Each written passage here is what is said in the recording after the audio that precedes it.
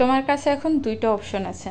প্রথমত, আমাকে দ্বিতীয় বিয়ে করতে কোনো প্রকার বাধা দিতে পারবে না এবং আমার দ্বিতীয় স্ত্রীকে সাদর গ্রহণ করবে। দ্বিতীয়ত, প্রথম শর্তে রাজি না হলে ডিভোর্স পেপারে সাইন করবে। কথাটা বলেই রাজ অজান্তার সামনে গিয়ে দাঁড়ালো। অজান্তা নির্লিপ্ত ভঙ্গিতে বসে আছে সোফায়, পাশে ডিভোর্স পেপার পড়ে আছে, আর অজান্তাকে ঘিরে বসে আছে অজান্তার শ্বশুর শাশুড়ি, ননদ আর নন্দাই। সবাই অধীর আগ্রহে অপেক্ষা করছে অজান্তার উত্তরের আশায়, কিন্তু সবাইকে অবাক করে দিয়ে অজান্তা ডিভোর্স পেপারে সাইন করে উঠে দাঁড়ালো। রাজ অজান্তার এমন কাজে দুফা পিছিয়ে গেল। অজান্তা সবার দিকে তাকিয়ে মুচকি হাসলো। রাজ, তোমার কি মনে হয় অজান্তা এতটাই ফেল না? শুধুমাত্র একটা বাচ্চা জন্ম দিতে পারবো না বলে আমাকে সতীনের ঘর করতে হবে? এই সংসার নিজের মতো করে সাজানোর পর চোখের সামনে অন্য আরেকজন এসে রাজত্ব করবে, আর এটা আমাকে নিয়তি ভেবে মেনে নিতে হবে? সব কিছু এত সহজ? আমি সব কিছু হয়তো মেনে নিতাম যদি আমাদের পারিবারিকভাবে বিয়ে হতো, কিন্তু আমাদের তো ভালোবাসার বিয়ে। আমরা দুজন একে অপরকে ভালোবেসে হাত আঁকড়ে ধরেছিলাম সারা জীবন একসাথে বাঁচার জন্য। তোমার পরিবারও আমাকে পছন্দ করেই এই বাড়ির বড় বউয়ের স্বীকৃতি দিয়েছিল। তবে আজ কেন তুমি দ্বিতীয় বিয়ে করতে চাও? মনে পড়ে তোমার? তুমি আমাকে কথা দিয়েছিলে পৃথিবী উল্টে গেলেও তুমি আমার হাত ছাড়বে না, অথচ আজ সেই তুমিই 3 বছর আগের এই কথা ভুলে গেলে। তোমার জন্য আমি নিজের পড়ালেখা ছেড়েছিলাম, তোমার জন্য নিজের ফ্যাশন ফটোগ্রাফি করা ছেড়ে দিয়েছিলাম। যার জন্য এত স্যাক্রিফাইস করলাম, সেই মানুষটা আজ আমার থেকে ডিভোর্স চায়। কারণ আমি তাকে বাবা ডাক শোনাতে পারবো না। এই একটা কারণে মাত্র 3 বছরের মাথায় সব ভালোবাসা শেষ। আচ্ছা ঠিক আছে, আমি সব মেনে নিলাম, তোমাকে ডিভোর্স দিলাম। তুমি যদি দ্বিতীয় বিয়ে করে সুখী হও, তাহলে এখানে আমি আর সবার মতো বাধা হয়ে দাঁড়াবো না। আজ এই বাড়ি ছেড়ে চিরদিনের জন্য চলে যাচ্ছে, আর কথা দিচ্ছি কখনো তোমার সামনে নিজ ইচ্ছায় আসবো না। ভালো থেকো তোমরা সবাই, আর কখনো যদি কোনো ভুল করি তাহলে মাফ করে দিও। কথাটা বলেই অজান্তা চোখের কোণে জমে থাকা পানি মুছে এক হাতে ফোন আর অন্য হাতে লাগেজ নিয়ে বেরিয়ে গেল ওর স্বপ্নের থেকে। লাগেজ আগে থেকে প্ল্যানিং করে রেখেছিল অজান্তা, কারণ ও জানতো আজই এই বাড়িতে ওর শেষ দিন। গতকাল রাতে অজান্তা আলমারির ডয়ারে ডিভোর্স পেপার দেখেছিল। প্রথমে একটা ধাক্কা খেলেও সারা রাত ভেবে অজান্তা সিদ্ধান্তে নেয় এই সম্পর্ক থেকে বেরিয়ে আসবে। অজান্তা বেরিয়ে যাওয়ার পরপরই রাজ দপ করে সোফায় বসে পড়ে। রাজ নিজেকে সামলাতে না পেরে টি টেবিল থেকে একটা শোপিস নিয়ে ছুঁড়ে মারল দেয়ালে। বিকেলটা হচ্ছে সবাই কেঁপে উঠল। তখনই রাজের ছোট ভাই রায়ান এসে দাঁড়ালো ওর সামনে। এখন এসব করে কি হবে ভাইয়া? তুই নিজের হাতেই সবটা শেষ করেছিস, তাই এখন এমন পাগলামি করে লাভ নেই। একটা বাচ্চার জন্য তুই ভাবিকে ছেড়েছিস, কথাটা কতটা কষ্টের সেটা তুই নিজেই একবার ভাব। অজান্তা ভাবি আমাদের এই পরিবারে আসার ফলে আমরা কতটা আনন্দে ছিলাম সেটা আমরা সবাই জানি, আর সেই আনন্দ তুই আমাদের জীবন থেকে কেড়ে নিলি। ছি ভাইয়া, ছি। রায়ান রাগে হন করে নিজের ঘরে গিয়ে জোরে দরজা লাগিয়ে দিল। এতক্ষণে মিসেস শাহানা মুখ খুললেন। রাজ, আমরা সবাই চাই এই পরিবারে একটা সন্তান আসুক। সত্যি বলতে আমি নিজেও অজান্তাকে এর জন্য অনেক কথা শুনিয়েছি, কিন্তু আমি ভাবিনি ও আমাদের সবাইকে ছেড়ে চলে যাবে। আমরা সবাই ভেবেছিলাম অজান্তা তোকে ডিভোর্স না দিয়ে দ্বিতীয় বিয়ে করতে অনুমতি দিবে, কারণ ও তোকে ভীষণ ভালোবাসে। ভালোবাসলেই কি সব মেনে নেওয়া যায় মা? আজ আমি যদি আপনার মেয়েকে ছেড়ে চলে যেতাম সে মা হতে পারবে না বলে, তখনও কি আপনি এই একই কথা বলতেন? মেয়ে জামাইয়ের মুখে এমন কথা শুনে চুপ করে গেলেন মিসেস শাহানা। সবার মুখেই বিষণ্ণতার ছাপ। রাজার বাবা মিস্টার আশরাফ সাহেব কোনো কথা না বলে নিশ্চুপ হয়ে উঠে গেলেন। একে একে সবাই উঠে গেল বসার ঘর থেকে। রাজ একা একা মাথায় হাত দিয়ে নীরব হয়ে বসে আছে। রাজার প্ল্যান যে এভাবে উল্টে দিবে অজান্তা, এটা রাজ কখনোই ভাবেনি। বৌমা, প্রতিদিন তোমার এমন বাইরে যাওয়া মোটেও শোভা পায় না। আমরা সম্ভ্রান্ত পরিবারের মানুষ, সেখানে তুমি এমন বেপরোয়াভাবে জীবনযাপন করতে পারো না। মনে রেখো, তুমি আহমেদ পরিবারের ছোট বউ। শাশুড়ি মায়ের কথায় নন্দিনী বিরক্তি প্রকাশ করলো। মা প্লিজ থামুন এবার।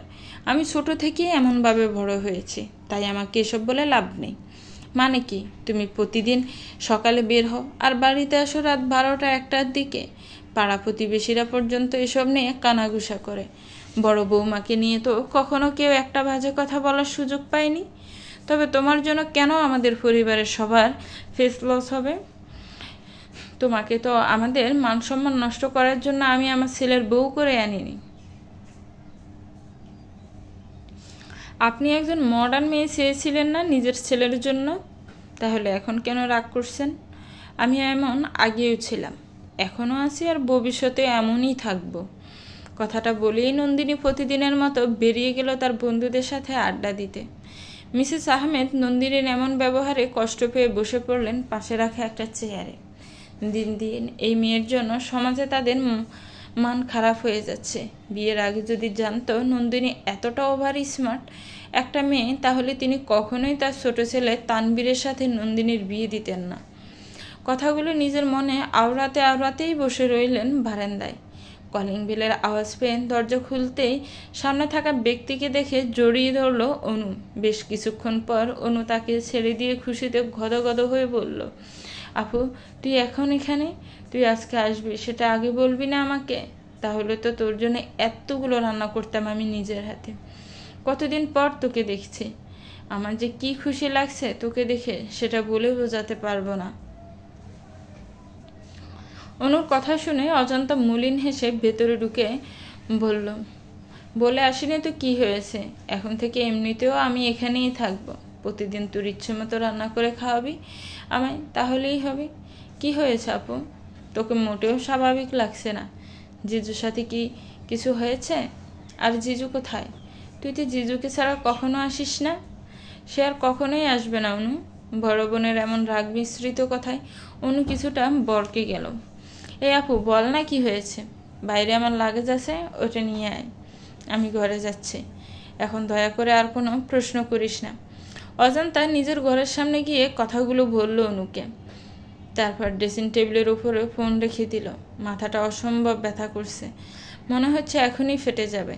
এখন শাওয়ার না নিলে একটুও শান্তি লাগবে না। কথাটা ভেবে নিজের আলমারি থেকে একটা 3 পিস বের করে ওয়াশরুমে চলে গেল অজান্তা। এদিকে বোনের এমন ব্যবহারে বিস্ময়ে হতভম্ব হয়ে আছে।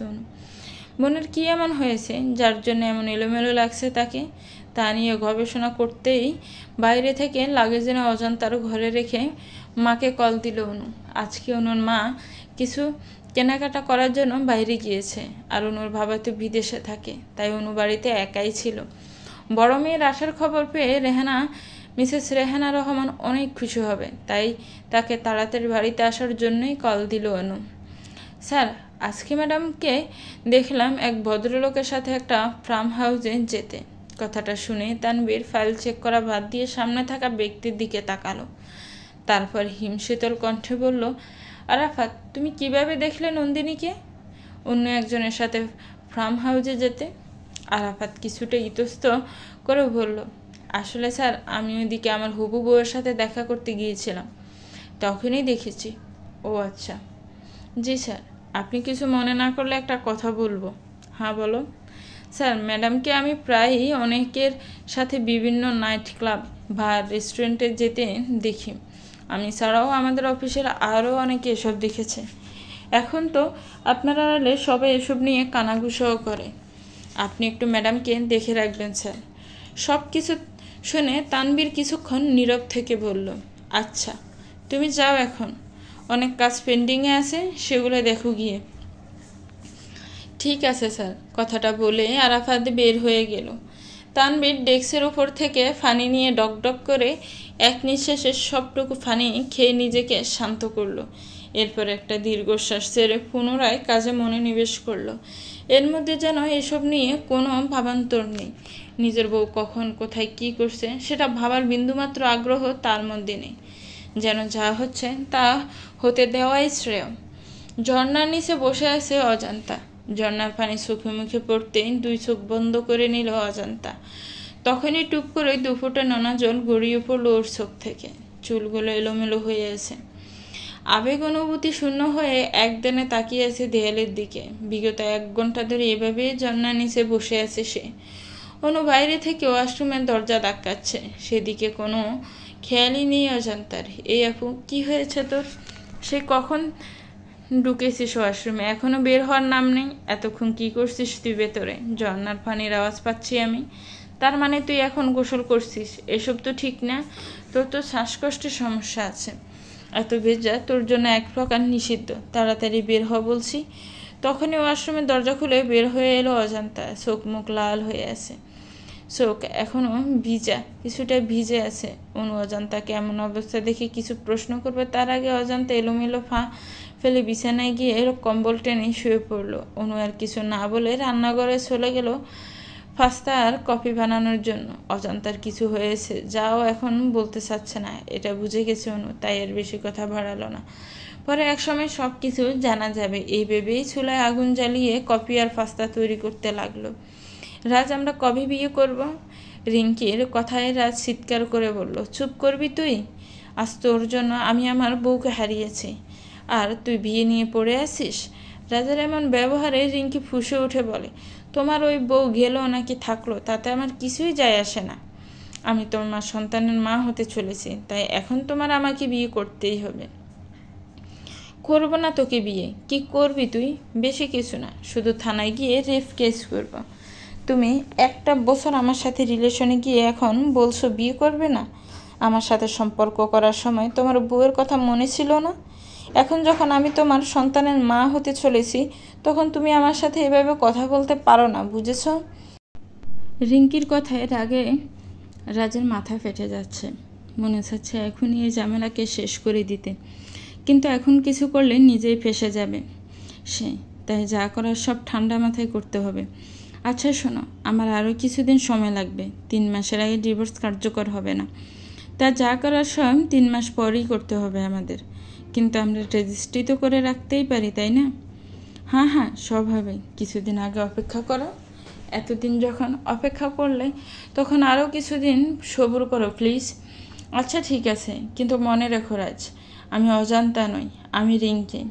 নিজের জায়গা কাউকে দেই না। আমাকে এবং আমার অনাগত সন্তানকে যোগ্য সম্মান না দিলে তোমার বেঁচে থাকা কষ্টকর করে দিব আমি। তাই যা করার ভেবে চিন্তে করবে। কথাটা মাথায় ঢুকিয়ে নাও। রিঙ্কির এমন গা জ্বালানো কথা শুনে রাজের কপালের রগগুলো ফুলে উঠেছে। রিঙ্কি কথাগুলো বলে ফাঁস থেকে ওর ব্যাগ নিয়ে রেস্টুরেন্ট থেকে বেরিয়ে গেল। রাজ চুপ করে বসে আছে। মাত্র একটা ভুলের জন্য আজ সব শেষ হয়ে গেল। নিজের ভালোবাসার স্ত্রীকে হারাতে হলো। এমন একজন অনন্যময়কে ছেড়ে এখন একটা চরিত্রহীন মেয়েকে বিয়ে করতে হবে ভাবতেই গা শিউরে উঠল রাজের। নিজের গালে নিজেরই ছড় থাপ্পড় দিতে ইচ্ছে করছে। নন্দিনী, তোর শ্বশুরবাড়ির লোকজন তোকে কিছু বলে না এমন চলাফেরা করার জন্য? জেসিকার কথা শুনে নন্দিনী হাত থেকে ড্রিঙ্কসের বোতল রেখে অট্ট হেসে বলল, আরে দূর, রাখ তো এসব কথা। আমাকে কে কি বললো তাতে আমার কিচ্ছু যায় আসে না বুঝলি? আমার জীবন আমি যেভাবে ইচ্ছে পরিচালনা করব, তাতে কেউ হস্তক্ষেপ করতে আসলে আমি মেনে নিব নাকি? যদিও আমার শাশুড়ি মা আজকাল একটু বেশি বকবক করে, কিন্তু আমি এসব গায়ে মাখি না। বিয়ে করেছি বলে কি আমার সমস্ত স্বাধীনতা শেষ নাকি? এমনিতেও তানবীর আমাকে একদমই সময় দেয় না, সব সময় শুধু কাজ নিয়ে পড়ে থাকে। তুই এই ছেলের সাথে এখনো আসিস কেন বলতো? একটা আনরোমান্টিক ছেলে। ভালোবাসি তাই। আমি বেপরোয়া হলেও তানবীরকে খুব ভালোবাসি রে, তাই ওকে ছাড়তে পারবো না আমি। তুই আর ভালোবাসা, এটাও কি সম্ভব? কথাটা বলে সবাই উচ্চস্বরে হেসে উঠল। নন্দিনী সবার দিকে রাগী স্বরে বলল, চুপ কর সবাই। আমি কি কাউকে ভালোবাসতে পারি না? এমন করে হাসার কি আছে? হ্যাঁ, আমি সত্যি তানবীরকে ভালোবাসি। হয়েছে, আর কিছু বলতে হবে না। বাসায় যাবি কখন? কয়টা বাজে রে? রাত 2টা বাজে। আশফাকের কথায় নন্দিনী চমকে উঠে বলল, কি বলিস? এত সময় কিভাবে চলে গেল? আমাকে এখনই বাড়িতে যেতে হবে। চল, আমি তোকে পৌঁছে দিয়ে আসি। আচ্ছা চল। কথাটা বলে নন্দিনী রাজীবের সাথে চলে গেল। বাকি সবাই এক একজন এক একভাবে পড়ে রইল মাতাল হয়ে। এটা ব্লু বার্ড গ্যাংয়ের রোজকার নিয়ম। বড়লোক বাবা মায়ের উচ্ছন্নে যাওয়া ছেলেমেয়েরা প্রায় সবাই এই গ্যাংয়ে থাকবেই। ঢাকা সিটির সমস্ত অপকর্মের ঘটনায় এই ব্লু বার্ডের কোনো না কোনো সদস্য থাকতেই হবে। এ যেন এক অঘোষিত নিয়ম এখানকার সদস্যদের। আমি রাজকে ডিভোর্স দিয়ে এসেছি মা। কথাটা শোনো মাত্রই রেহানা বেগম চমকিতে দৃষ্টিতে তাকালেন অজান্তার দিকে। তুই এসব কি বলছিস অজান্তা? মাথা ঠিক আছে তোর? অজান্তা চোখ বন্ধ করে একটা তপ্ত দীর্ঘশ্বাস ছাড়ল। আমি ঠিক আছি মা, এখন ঠিক কথাই বলছি। অনু অজান্তার কাছে গিয়ে ওর কাঁধে হাত রাখলো। আপু কি হয়েছে? তোদের 3 বছরের পরিচয়ে কখনো মনে হয়নি যে তোকে ভালোবাসে না, তোকে এক মুহূর্তের জন্য চোখের আড়াল হতে দিত না। সেই মানুষটা তোকে কেন ডিভোর্স দিবে? কারণ আমি মা হতে পারবো না তাই। অনু আর রেহানা বেগম বাকরুদ্ধ হয়ে অজান্তার দিকে তাকিয়ে আছে। অজান্তা নির্বাক শূন্য দৃষ্টিতে একদিনে নিচের দিকে তাকিয়ে আছে। হঠাৎই রেহানা বেগমকে জড়িয়ে ধরে স্পষ্ট করে শব্দ করে কেঁদে উঠল অজান্তা। রেহানা বেগম আলতো হাতে মেয়ের মাথায় হাত বুলিয়ে দিতে দিতে শুরু করলো, দেখ মা, আমাদের কারোই নিয়তির উপরে হাত নেই। কার ভাগ্যে কী আছে সেটা আমরা চাইলেই বুঝতে পারি না। যা হয় সেটা হয়ে গেছে। এখন এসব ভেবে নিজের জীবনটা নষ্ট করিস না। রাজার মতো কাপুরুষের সাথে তোর থাকতে হবে না। যে ছেলে তার বউকে শুধুমাত্র একটা বাচ্চার জন্য ছেড়ে দেয়, সেই পুরুষ আর যাই হোক সুস্থ মস্তিষ্কের হতে পারে না। বেশ করেছিস, ওকে ডিভোর্স দিয়েছিস। এখন তুই একটু শান্ত হ আর কাঁদিস না। আপু প্লিজ দেখো, তোর কান্না দেখলে আমার আরও কান্না পায়। অনু অজান্তা চোখের ফানে আলতো হাতে মুছে দিয়ে উপরোক্ত কথা বলল। অজান্তা আর কিছু না বলেই উঠে চলে গেল নিজের ঘরে। যাওয়ার আগে মা আর বোনকে উদ্দেশ্য করে বলে গেল, আমি একটু একা থাকতে চাই, তোমরা কিছুটা সময় আমাকে একা থাকতে দাও। অনু আর রেহানা বেগম একে অপরের দিকে তাকিয়ে অজান্তার কথায় হাঁ বোধক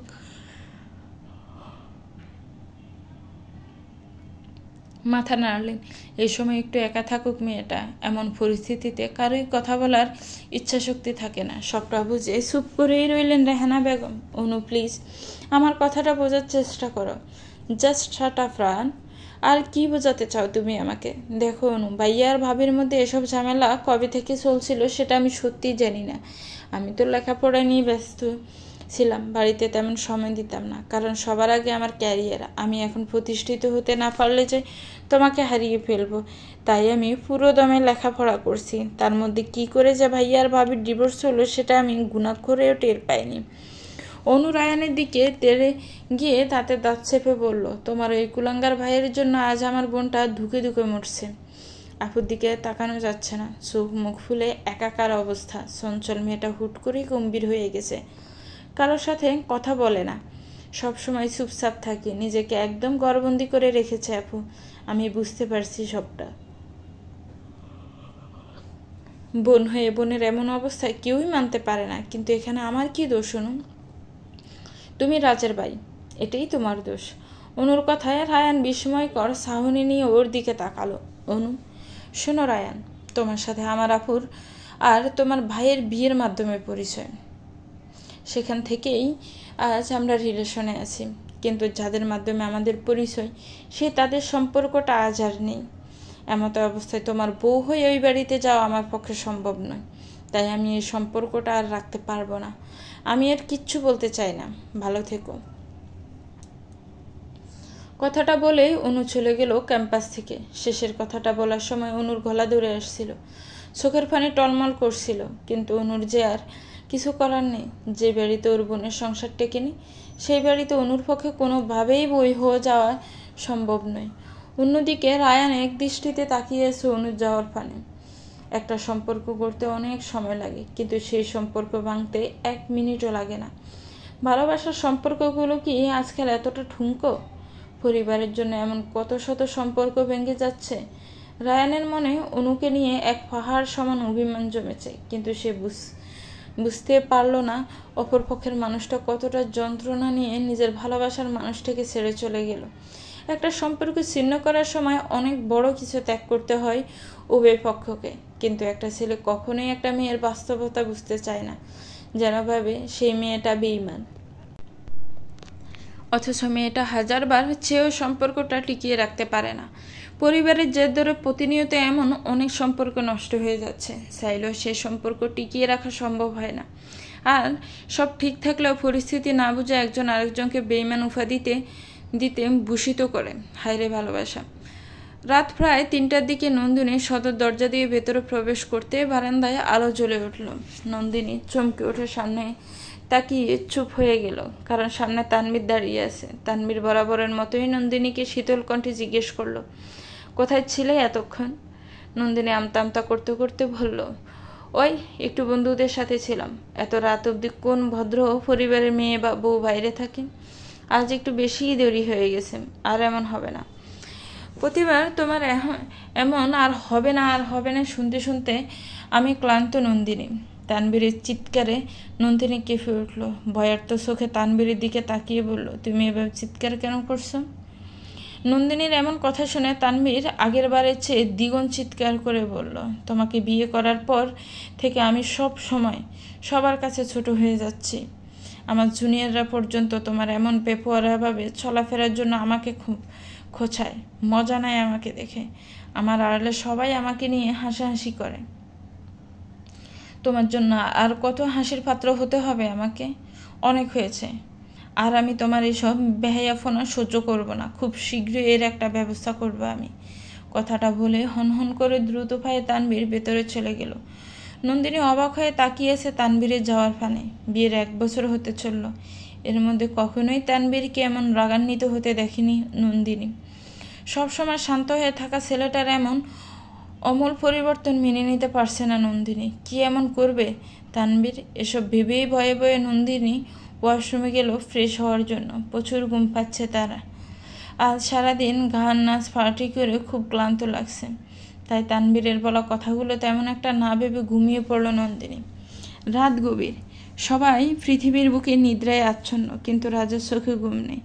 একের পর এক সিগারেট খাচ্ছে সে। চারদিকে সিগারেটের প্যাকেট আর ছাই ছড়িয়ে আছে। মাথার চুলগুলো অগোছালো, শার্টের বোতামগুলো এলোমেলো করে লাগানো, গলাটাই জ্বলছে। এসবে কোনো ভাবান্তর নেই তার। সে তার মতো করে ফ্লোরে পা ছড়িয়ে বসে থেকে সিগারেট ফুঁকছে। 2 দিন না ঘুমানোর ফলে চোখগুলো লাল লাল হয়ে আছে। এমন অবস্থায় কেউ রাজকে দেখলে সে নির্ঘাত ভয় পাবে, নয়তো রাজকে পাগল ভাববে। নিজের জীবনের সমীকরণ মেলাতে ব্যর্থ হয় মাথার চুলগুলো মুষ্টিবদ্ধ করে ফেলল সে। অজান্তা রাজ, রিঙ্কি, তানভীর, নন্দিনী, রায়ান অনু এই 7 জনের জীবনে ঠিক কী হতে চলেছে আগামীতে তা কেউ জানে না। সবাই মানসিক অশান্তিতে ভুগছে। সবাই ভালোবাসার কাছে হেরে গেছে। কেউ চেয়েও পারছে না ভালোবাসার মানুষটির কাছে গিয়ে তাকে ভালোবাসি বলতে। আবার কেউ ভালোবাসার নাম করে মিথ্যা খেলা খেলছে। ভালোবাসা নামক এই ভয়ঙ্কর খেলায় সমাপ্তি কেমন হবে? আদৌ সেই সমাপ্তি সুখের হবে তো, নাকি দুঃখের অতল গহ্বরে হারিয়ে যাবে সবাই? রাজ। একটা মেয়েলি কণ্ঠের চিৎকার শুনে ছিটকে সরে গেল রাজ আগন্তুক মেয়েটির দিকে। দরজার কাছে রিঙ্কি দাঁড়িয়ে আছে অগ্নিমূর্তি নেয়। রাজ এখানে রিঙ্কিকে দেখে ভীত সমস্ত হয়ে বলল, রিঙ্কি তুমি এখানে? রিঙ্কি একটা তাচ্ছিল্যের হাসি হাসলো রাজের কথা শুনে। কেন? আমাকে এখানে দেখে বুঝি খুব অবাক হলে? অবাক হওয়ার তো কিছু নেই রাজ। আমাদের তো এই নাইট ক্লাবে এই প্রথম পরিচয় হয়েছিল, কিন্তু তুমি তো অনেক দিন এখানে আসোনি। হ্যাঁ আসিনি, আজ বন্ধুদের সাথে দেখা করতে এসেছিলাম, কিন্তু এসেই যে এমন চমকপ্রদ কিছু দেখবো সেটা ভাবিনি। রিঙ্কি তুমি ভুল ভাবছ। তখনই পাশের মেয়েটা রাজকে উদ্দেশ্য করে বলল, কে এই মেয়ে রাজ? রাজার উত্তর দেওয়ার আগেই রিঙ্কি বলল, আমি কে সেটা বাদ দাও, কিন্তু তুমি কে? আমি রাজের গার্লফ্রেন্ড। কথাটা শুনেই রিঙ্কি রাজের দিকে ঘৃণার দৃষ্টি নিক্ষেপ করে বলল, ছি রাজ ছি, তুমি এত খারাপ। প্রথমে নিজের স্ত্রীকে ছাড়লে, তারপর আমার সাথে সম্পর্ক করে আমাকে অন্তঃসত্ত্বা বানালে, আর এখন আরেকটা মেয়ের সাথে নতুন করে রিলেশন। মানুষ এতটা নিজ কীভাবে হতে পারে সেটা তোমাকে না দেখলে বুঝতেই পারতাম না। এতদিন তুমি আমাকে ঠকিয়েছ, এবার দেখো তোমার সাথে ঠিক কি কি হয়। কথাটা বলে রিঙ্কি কাঁদতে কাঁদতে ক্লাব থেকে বের হয়ে গেল। রাজ রিঙ্কির যাওয়ার পানে তাকিয়ে আছে। রাজ, ওই মেয়েটা যা যা বললো সব সত্যি? রিয়া প্লিজ চুপ করো, আমি পরে তোমাকে সবটা বুঝিয়ে বলবো। এখন আমাকে যেতে হবে। রাজ কোনো রকম ওর গাড়ির চাবিটা টেবিলের উপর থেকে নিয়ে দৌড়ে বেরিয়ে গেল ক্লাব থেকে। পার্কিং লটে এসে গাড়ি বের করে সোজা চলে গেল রিঙ্কির ফ্ল্যাটে। রিঙ্কিকে আটকাতে হবে। রিঙ্কি যদি কোনোভাবে পুলিশের কাছে যায় তো রাজের সব শেষ হয়ে যাবে। এই মেয়েকে বিশ্বাস নেই, কখন কি করে রাজকে পাঠিয়ে দিবে তার কোনো নিশ্চয়তা নেই। ভয়ে এই শীতেও রাজের কপালে বিন্দু বিন্দু ঘাম জমেছে। দ্রুত গাড়ি ড্রাইভ করে রিঙ্কির ফ্ল্যাটের সামনে আসতে হতাশ হলো রাজ। দরজায় তালা ঝুলছে, তার মানে রিঙ্কি এখনো বাসায় আসেনি, তাহলে সে গেল কোথায়? এসব ভেবে রাজের গলা শুকিয়ে আসছে। এখন কোথায় গিয়ে রিঙ্কিকে খুঁজবে সে? এটা ভাবতে ভাবতে গাড়িতে গিয়ে বসলো রাজ। মা, আমি আবার নতুন করে পড়াশোনা শুরু করতে চাই।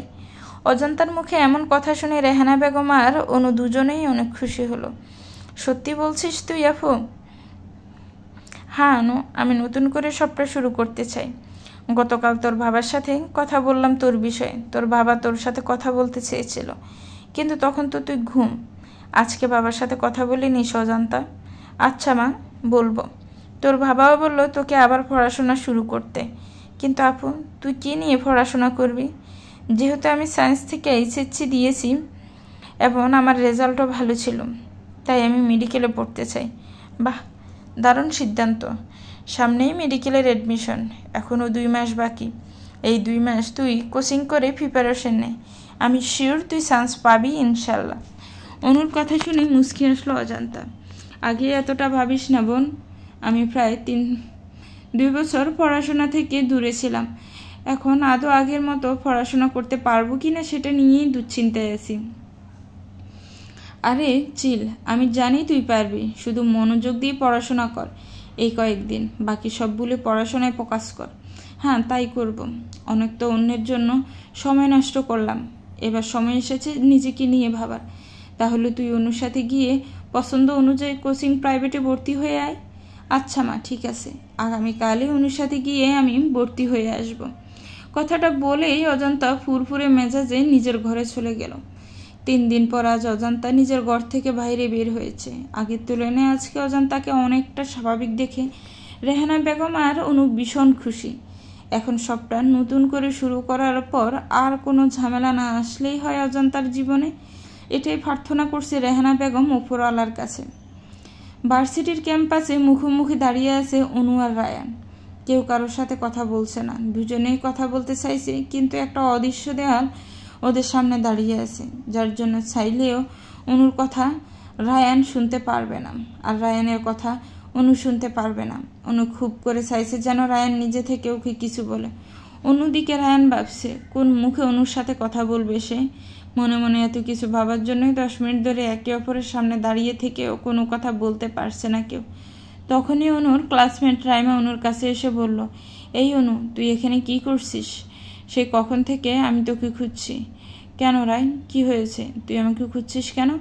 আগামী পরশু আমার জন্মদিন, তো আমরা সবাই মিলে ঠিক করেছি ভার্সিটির পাশের ক্যাফেতে একটা ছোট্ট পার্টির আয়োজন করব। তুই হলি আমাদের সবার বিশেষ অতিথি। কেন রে? জন্মদিন তোর, আর বিশেষ অতিথি আমি কেন? কারণ তুই ফ্যাশন ডিজাইন নিয়ে অনেক সচেতন। আমরা সবাই ফ্যাশন ডিজাইন নিয়ে পড়েও কখনো তোকে টপ 10 থেকে সরাতে পারিনি, তাই আমার জন্মদিনের সকল আয়োজন তুই নিজে করবি। ও আচ্ছা, এই ব্যাপার। আচ্ছা ঠিক আছে, আমি সব করে দিব। তখনই রাইমার নজর গেল রায়ানের দিকে। রায়ান রাইমার বয়ফ্রেন্ড সাইমের ফ্রেন্ড। আরে রায়ান ভাইয়া যে, এ নিন ইনভাইটেশন কার্ড, আপনিও আসবেন কিন্তু। কথাটা বলে রাইমা রায়ানের দিকে একটা ইনভাইটেশন কার্ড এগিয়ে দিল। রায়ান কার্ডটা নিয়ে বলল, আসতে পারবো? তার নিশ্চয়তা দিতে পারলাম না, তবে চেষ্টা করব। এটা কেমন কথা ভাইয়া? আপনাকে আসতেই হবে। এমনিতেও আপনি সাইমের অনেক ভালো বন্ধু, তাই আপনাকে তো আসতেই হবে। রাইমার কথা শুনে রায়ান হেসে বলল, আচ্ছা সে দেখা যাবে, এখন আমি আসি। কথাটা বলে রায়ান একবার অন্যদিকে তাকিয়ে চলে গেল। অনু একটা দীর্ঘশ্বাস ছেড়ে রাইমার সাথে অন্যদিকে চলে গেল। এতক্ষণ দাঁড়িয়েও কেউ কারোর সাথে কথা বলতে পারল না। এর থেকে কষ্টের আর কি হতে পারে সেটা জানা নেই অনুর। একদিকে অনু ভাবছে রায়ান ইগো দেখিয়ে ওর সাথে কথা বলল না, এটা নিয়ে কষ্ট পেয়ে চুপ করে গেল সে। আরেকদিকে রায়ান অনুতাপের আগুনে ফুটছে প্রতিনিয়ত। নিজের বড় ভাইয়ের জন্য নিজের ভালোবাসাকে হারানোর মতো কষ্টবোধ হয় আর কোনো কিছুতে নেই, এটাই ভাবে রায়ান। বাড়িতে গিয়েও চুপচাপ থাকে। রাজকে দেখলে সেই জায়গা ত্যাগ করে অন্যত্র চলে যায় রায়ান। তবে আজ অনু চাইলেই কথা বলতে পারত, কিন্তু রায়ানও ভাবছে অনু হয়তো ইগো দেখিয়ে ওর সাথে কথা বলেনি। দুজন 2 প্রান্তে শুধু মনের মধ্যেই একের পর এক উল্টাপাল্টা ভেবে যাচ্ছে। এই ভাবনার ফল কতটা তেতো হবে সেটাই এখন দেখার বিষয়। সম্পর্কের অবনতির জন্য একটা ভুল সিদ্ধান্তই যথেষ্ট, যা অনু আর রায়ান ইতিমধ্যেই করে ফেলেছে। দুজনেই কষ্ট পাচ্ছে, কিন্তু কেউ কারোর সাথে কথা বলছে না, শুধু নিজেদের মধ্যে এক পাহাড় সমান অভিমান আর অভিযোগ জমিয়ে রেখেছে। এই পাহাড় সমান অভিমান আর অভিযোগ কতদিনে শেষ হবে, তা আদৌ শেষ হবে কিনা, এটাই এখন দেখার বিষয়। আমি অন্তঃসত্ত্বা তানভীর। ল্যাপটপের নতুন কেসের ব্যাপারে কিছু তথ্য সংগ্রহ করছিল তানভীর। তখনই নন্দিনীর এমন কথায় ব্রু কুঁচকে তাকালো তানভীর। মজা করার আর কোনো বিষয় ফেলে না। আমি সত্যি বলছি তানভীর, আমি 2 মাসের অন্তঃসত্ত্বা। নন্দিনীর কথায় তবদা খেয়ে বসে রইল তানভীর। বেশ কিছুক্ষণ পর মুখে মুচকি হাসির রেখা টেনে নন্দিনীর দিকে তাকালো তানভীর। তাহলে তো এটা খুশির সংবাদ, সবাইকে জানাও এই কথাটা। তানভীরের এমন ব্যবহারে নন্দিনী অবাক হলো। সে ভেবেছিল তানভীর রাগ করবে, কারণ তানভীর তো নন্দিনীকে খুব একটা পছন্দ করে না ওর এমন বেপরোয়া জীবনযাপনের জন্য। নন্দিনীর ভাবনায় ছেদ ঘটল তানভীরের ডাকে। কি হলো নন্দু? যাও, এই খুশির সংবাদটা সবাইকে জানাও। আচ্ছা আচ্ছা, যাচ্ছি।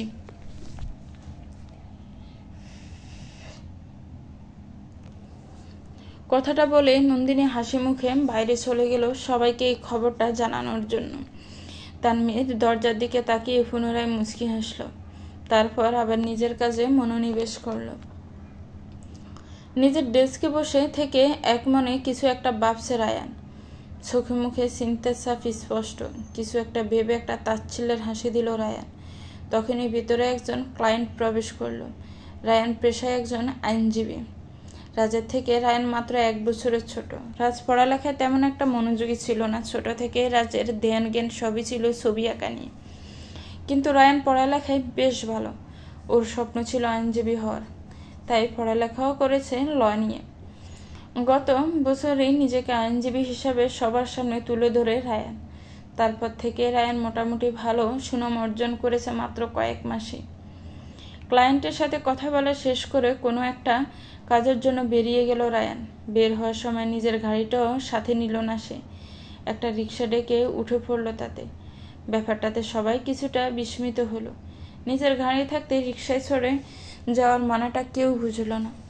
পড়ার টেবিলে বসে আছে অনু, হাতে একটা পেন্সিল নিয়ে খাতায় আঁকিবুকি করছে, কিন্তু কি আঁকছে সেটা সে নিজেও জানে না। চোখটা খাতার দিকে থাকলেও মনটা তার অন্য কিছু ভাবতে ব্যস্ত। নিজের কাজগুলো ঠিক হচ্ছে কিনা সেটাই বুঝতে পারছে না অনু। এভাবে খেলতে খেলতে সে নিজেই নিজের জালে আটকা পড়বে না তো? এমন সব অদ্ভুত চিন্তা ভর করছে তার মাথায়। দরজায় টোকা পড়ার আওয়াজে ধ্যান ভেঙে গেল অনুর। চোখ দুটো বন্ধ করে একটা শ্বাস নিয়ে মায়ের ডাকে ঘরের বাইরে চলে গেল সে। আজ সকালে গিয়ে কোচিং আর 3টা প্রাইভেটে ভর্তি হয়ে এসেছে অজান্তা। লেখাপড়া থেকে প্রায় 2 বছর দূরে থাকার কারণে এখন ভয় হচ্ছে সে পারবে তো মেডিকেলে পরীক্ষায় টিকতে। মাত্র 2 মাসে কিভাবে পুরো সিলেবাস সম্পূর্ণ করবে সে? এই পরীক্ষায় সে উত্তীর্ণ না হলে জীবন কোন দিকে মোড় নেবে, এমন অনেক কথাই ভাবছে অজান্তা। এই চিঠির পর রাজ আর অজান্তাকে পড়তে দেয়নি। রাজকে মাত্রাতিরিক্ত ভালোবাসার ফলে নিজের ডক্টর হওয়ার স্বপ্ন সেই 2 বছর আগেই বিসর্জন দিয়েছিল সে। কিন্তু এখন সেই মানুষটাই যখন তার জীবনে নেই, এই তো সময় নিজের স্বপ্ন পূরণ করার। যেভাবে হোক মেডিকেলে চান্স তাকে পেতেই হবে। মনে মনে এমন প্রতিজ্ঞা করে পড়ায় মনোযোগ দিল অজান্তা। দিন রাত এক করে হলেও পুরো সিলেবাসে সম্পূর্ণ করে তবেই ক্ষান্ত হবে, নয়তো যে তার স্বপ্ন মাঝপথে এসে আবারও সমুদ্রে ঢেউয়ের ন্যায় ভেসে যাবে বহু দূরে। সেখান থেকে স্বপ্নকে ফিরিয়ে আনার কোনো ক্রমেই সম্ভব নয়। এক মনে নিজের হাতে থাকা রং তুলি নিয়ে কিছু একটা আঁকছে রাজ। লাল, নীল, সাদা, কালো, হলুদ, সবুজ সব রঙের সংমিশ্রণে কি এমন আঁকছে রাজ, তা সাধারণ মানুষের বোঝার সাধ্য নেই। এ যেন কোনো পেন্টিং নয়, এক গুচ্ছ রঙের লেপ্টে থাকা অদ্ভুত ছবি। 1.5 ঘন্টা ধরে সবগুলো রং একত্রিত করে এমন বিচ্ছিরি ছবি আঁকবে রাজ, তা হয়তো সবার কল্পনার বাইরে। কারণ রাজের আঁকা প্রতিটি ছবি খুব সুন্দর হয়। তাহলে আজ এমন অদ্ভুত ছবি আঁকার কারণ কি? রাজের আঁকা ছবিটি দেখলে সবাই এই কথাটা বলবে, এটা নিশ্চিত। রাজ ছবিটা খুঁটিয়ে খুঁটিয়ে দেখার পর হঠাৎই উচ্চস্বরে হেসে উঠল। রাজের এই ছবি আঁকার ঘরে শুধু ছবি আঁকার জিনিসপত্র, তেমন কোনো আসবাবপত্র নেই। তাই রাজের এমন হাসি প্রতিদ্বন্দ্বী হতে তো লাগলো বারংবার। রাজ হাসতে হাসতে ছবিটার দিকে তাকালো, তারপর নিজের হাতে লেগে থাকা রঙের ঘ্রাণ নিতে থাকলো সে। সামান্য রঙের ঘ্রাণ উন্মাদের মতো আচরণ করতে লাগলো সে। হঠাৎ কি হলো রাজের, তা সে নিজেও জানে না। টাঙ্গাইলেই অবস্থিত বাংলাদেশের বিখ্যাত যমুনা নদী। এই নদীর বিস্তৃতি সুবিশাল, চোখ যতদূর যায় শুধু পানি আর পানি। নদী থেকে কিছুটা দূরে অবস্থিত একটি গ্রামে হুট করে একজন মেয়ের আবির্ভাব হয়েছে, যে কিনা নিজের নাম ঠিকানা কিছুই বলতে রাজি নয়। শুধু একটা কথাই বারবার বলছে, আমাকে বাঁচান, আমার জীবন ঝুঁকিতে আছে, আমাকে একটু ঠাঁই দিন আপনাদের এই গ্রামে। কথা দিচ্ছে কারোর কোনো ক্ষতি করব না। আমি খুব অসহায় হয়ে এখানে এসেছি, দয়া করে আমার প্রাণ বাঁচান। গ্রামবাসী মেয়েটাকে মাথা থেকে পা পর্যন্ত দেখলো। একটা সুতির শাড়ি পরনে, তার চুলগুলো এলোমেলো হয়ে আছে, কোনো রকমে একটা বেনি করে রেখেছে, চোখগুলো শুকনা, চোখের কোণে ফানি চিকচিক করছে, যাতে তেমন কিছু নেই, শুধু একটা কম দামি হ্যান্ডব্যাগ। মেয়েটাকে দেখে সবার মায়া হলো। তারপর সবাই মিলে সিদ্ধান্ত নিল মেয়েটাকে গ্রামের মাতাব্বর রায়হান সাহেবের বাড়ির পাশের উঠোনে তৈরি করে ছোট্ট করে থাকতে দেওয়া হবে তাকে, এবং তার খাওয়া দাওয়ার দায়িত্ব রায়হান সাহেবের। যে কোনো সমস্যায় গ্রামের সবাইকে মেয়েটা পাশে পাবে বলেও আশ্বস্ত করলো সবাই। মেয়েটা হাসি মুখে সবাইকে কৃতজ্ঞতা জানিয়ে রায়হান সাহেবের মেয়ে রিসার সাথে তাদের বাড়িতে গিয়ে হাজির হলো। রায়হান সাহেবের 2 মেয়ে আর 1 ছেলে। ছেলে বিদেশে থাকে পড়াশোনার জন্য। বড় মেয়ে নিফার বিয়ে হয়েছে বছর 2 আগে। এখন শুধু ছোট মেয়ে রিসাই আছে বাড়িতে। রিসার মা আনোয়ারা বেগম খুব মিশুকের স্বভাবের। বাড়িতে নতুন অতিথি পেয়ে খুব খুশি হয়েছেন তিনি। কিন্তু আনোয়ারা বেগমের শাশুড়ি মোটেও পছন্দ হয়নি আগন্তুক এই মেয়েকে। চেনা নেই, জানা নেই, কোত্থেকে এসেছে এই মেয়ে কে জানে। তাকে আবার নিজের বাড়িতে এনে ঠাঁই দিল তার ছেলে। সেই মেয়েকে নিয়ে আবার ছেলের বউয়ের এমন আদিক্ষেতা একদমই সহ্য হচ্ছে না মিনু বেগমের। এজন্য সবার দিকে তাকিয়ে মুখ বেঞ্চি দিয়ে নিজের ঘর দিয়ে খিল এঁটে দিলেন মিনু বেগম। সবাই মিনু বেগমের এমন কাণ্ডে হেসে ফেলল। এমন নতুন কিছু না, প্রায়ই মিনু বেগম এমন সব কাণ্ড করবেন যা দেখতে পুরো বাচ্চাদের মতো লাগে। আনোয়ারা বেগম মেয়েটার সাথে কয়েক মিনিটের মধ্যে সখ্যতা গড়ে তুলছেন। একের পর এক প্রশ্ন করেই যাচ্ছেন। মেয়েটাও হাসি মুখে সব প্রশ্নের জবাব দিচ্ছে, কিন্তু সে কোনোভাবে নিজের পরিচয় দিতে রাজি নয়। নিজের নামটা পর্যন্ত সে বলতে চায় না। আগন্তুক মেয়ের নাম না জানার জন্য আনোয়ারা বেগম নিজের নতুন নাম দিল মেয়েটিকে, আশা। মেয়েটিকে নিজের নতুন নাম শুনে মুচকি হেসে আবারও কথা বলতে শুরু করলো সবার সাথে। চলবে। কি মনে হচ্ছে গল্পটা কোন দিকে মোড় নেবে? সবার মতামত আশা করছি। তো ভিউয়ার্স, গল্পটার কেমন লেগেছে একটি কমেন্টস করে জানাবেন। গল্পটা ভালো লাগলে একটি লাইক করবেন, গল্পটাকে শেয়ার করবেন, গল্পটাকে নিয়ে একটি গঠনমূলক কমেন্টস করবেন। আর আমার চ্যানেলটাকে প্লিজ সাবস্ক্রাইব করবেন। যারা অলরেডি সাবস্ক্রাইব করে রেখেছেন তাদেরকে অনেক অনেক ধন্যবাদ। ভালো থাকবেন, সুস্থ থাকবেন, আমার চ্যানেলের সাথেই থাকবেন। আল্লাহ হাফেজ, আসসালামু আলাইকুম।